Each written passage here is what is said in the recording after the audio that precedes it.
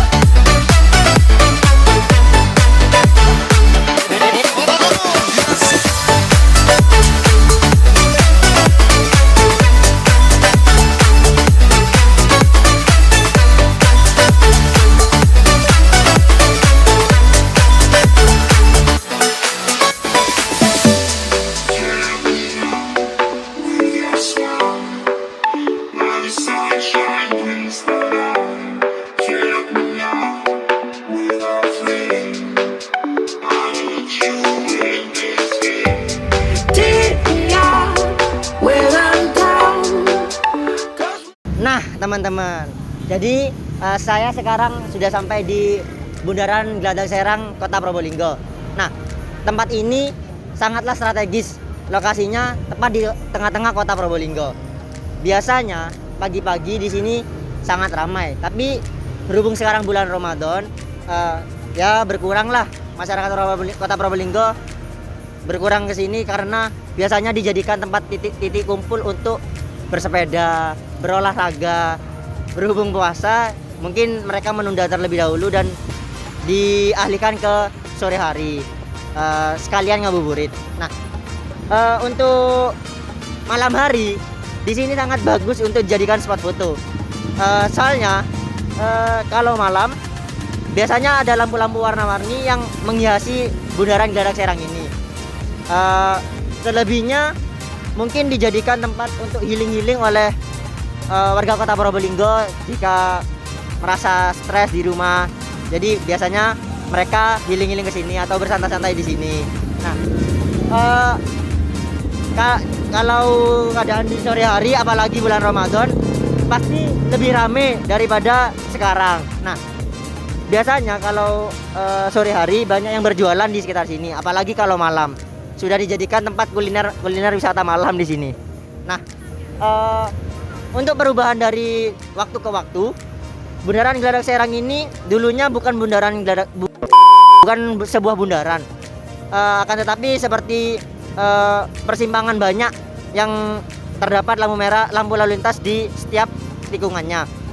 Akan tetapi sekarang perubahannya sangat drastis dan semakin menarik karena bisa dijadikan untuk spot foto juga. Juga sekarang terdapat aksesoris atau hiasan seperti di kota Yogyakarta yang biasanya dibuat untuk duduk, biasanya berbentuk bola dan enak untuk dijadikan spot foto. Bisa.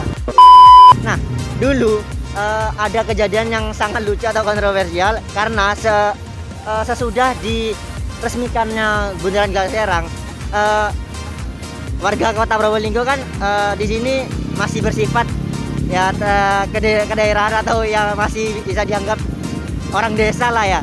Nah, waktu itu pas pembukaan atau peresmian Bundaran Gladang Serang malah dijadikan oleh penduduk di sekitar untuk tempat kolam renang dan dijadikan sebagai tempat ya bisa dikatakan untuk bermain di air lah, renang-renang gitu ya. Nah, untuk selebihnya ya kurang lebih Bundaran Gladang Serang ini untuk perkembangannya sudah bagus lah menurut saya. Semoga oleh Wali Kota Probolinggo dari tahun ke tahun bisa dijadikan lebih bagus dan semoga juga lebih menarik untuk Kota Probolinggo ini. Terima kasih dari saya. Nanti kita lanjut ke alun-alun Kota Probolinggo. Yes. Halo guys, sekarang kita ada di alun-alun Kota Probolinggo. Destinasi berikutnya dari yang saya katakan tadi di Bundaran Gladang Serang. Nah, di alun-alun Kota Probolinggo sendiri ini sangat strategis guys. Jadi di sini di sebelah utara ada stasiun Kota Probolinggo, dan di sebelah barat ada Masjid Agung Kota Probolinggo, dan di sebelah timur ada perpustakaan, dan yang terakhir di sebelah selatan ada kantor Bupati Probolinggo, dan juga beberapa kuliner makanan yang kita bisa nikmati ya kapan saja. Dan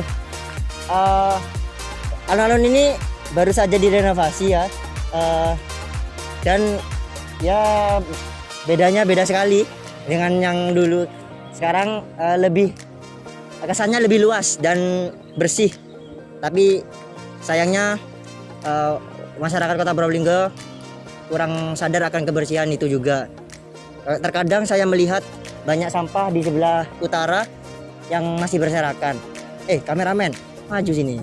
Nah, sekarang kita lihat ke lapangan upacaranya ya. Nah teman-teman, ini merupakan lapangan biasa yang dibuat untuk upacara di Kota Probolinggo.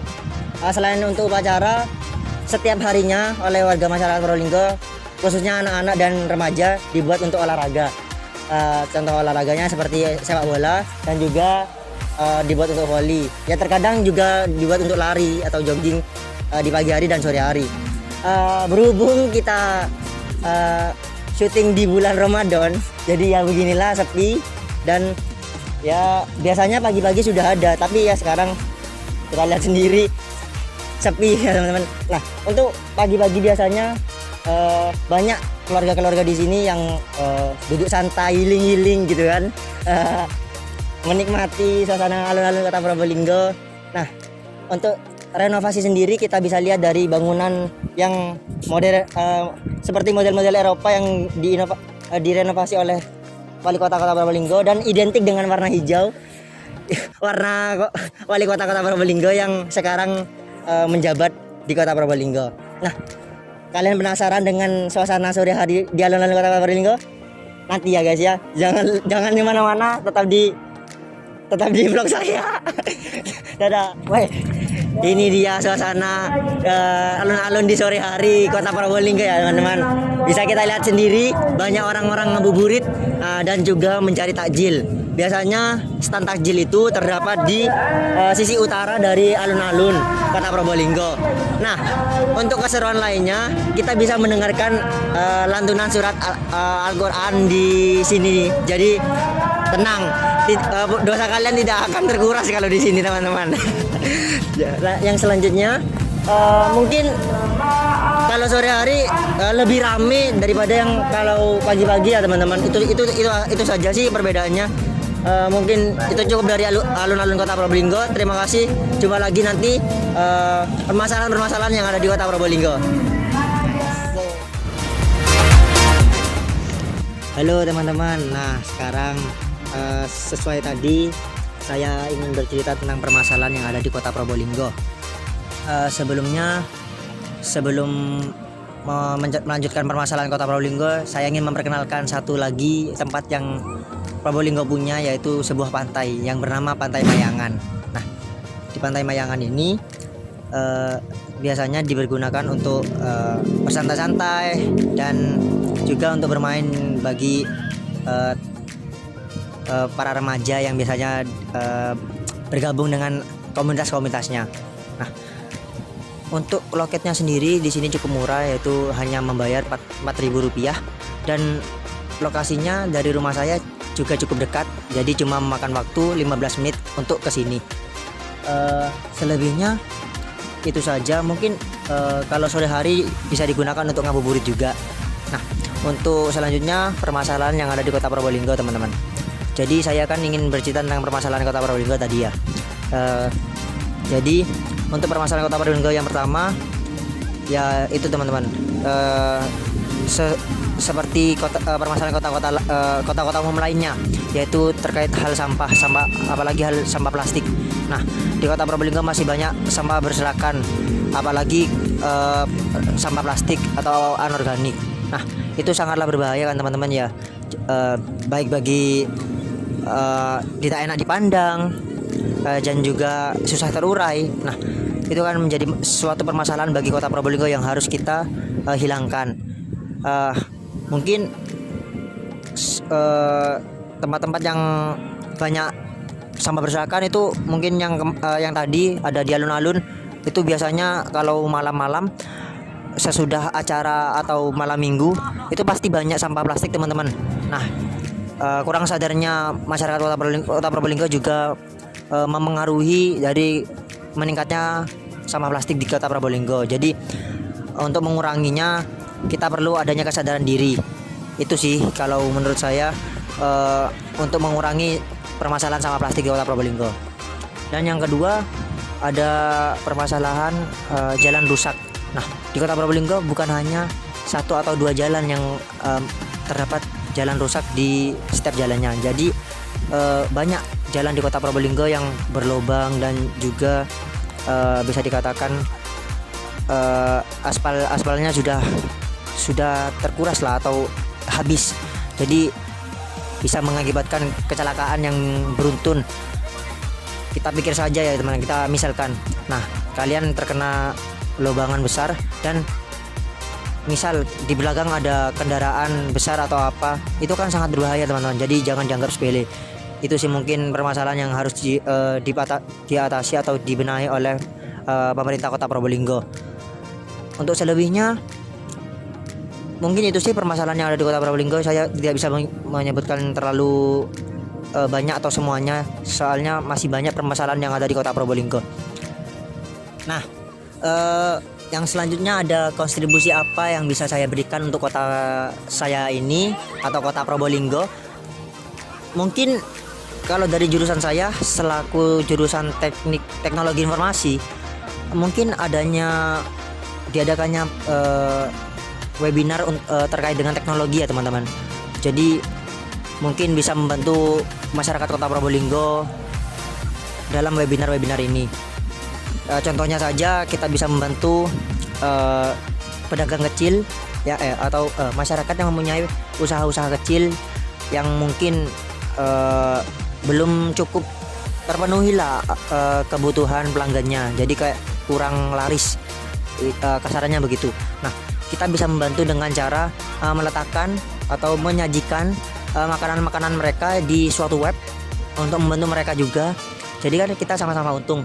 Kita punya web terkenal dan mereka juga memiliki keuntungan yang berupa makanan mereka telah dikenal, minimal telah dikenal lah teman-teman. Jadi untuk pembelian itu kelebihan dari website, kelebihan yang bisa kita berikan nanti. Intinya makanan-makanan mereka bisa dikenal dulu. Mungkin yang bisa saya kontribusi di Kota Probolinggo itu cuma itu ya teman-teman, terkait dengan jurusan teknologi informasi. Karena teknologi sekarang sangatlah canggih-canggih teman-teman. Jadi terlalu banyak untuk bisa disebutkan. Salah satunya yang saya bisa sebutkan cuma itu, untuk yaitu mengadakan webinar akan pentingnya teknologi bagi Kota Probolinggo, yang bagi masyarakat Kota Probolinggo yang bisa dikatakan masih bersifat kurang tahu akan kurang mengerti akan canggihnya teknologi. Mungkin itu sih teman-teman, kurang lebih yang bisa saya ceritakan cuma itu. Saya Afif Lukmanul Hakim dari kelas TI 1A. Terima kasih telah menonton vlog saya dari awal sampai akhir. Dan sekarang saya di menit akhir ini ingin menikmati waktu senja di Pantai Mayangan Kota Probolinggo. Jadi banyaklah tempat-tempat yang bisa dijadikan sebagai tempat-tempat healing di Kota Probolinggo. Ya, salah satunya pantai ini. Ya, cukup sekian dari saya. Semoga kalian lebih tahu akan Kota Probolinggo. Jadi bukan hanya sebatas kota kecil yang tidak diketahui oleh orang-orang.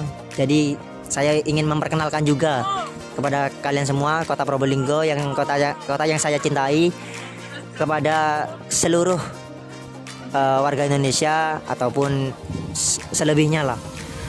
Kurang lebih dari saya. Wassalamualaikum warahmatullahi wabarakatuh. Stay tune teman-teman. Dadah.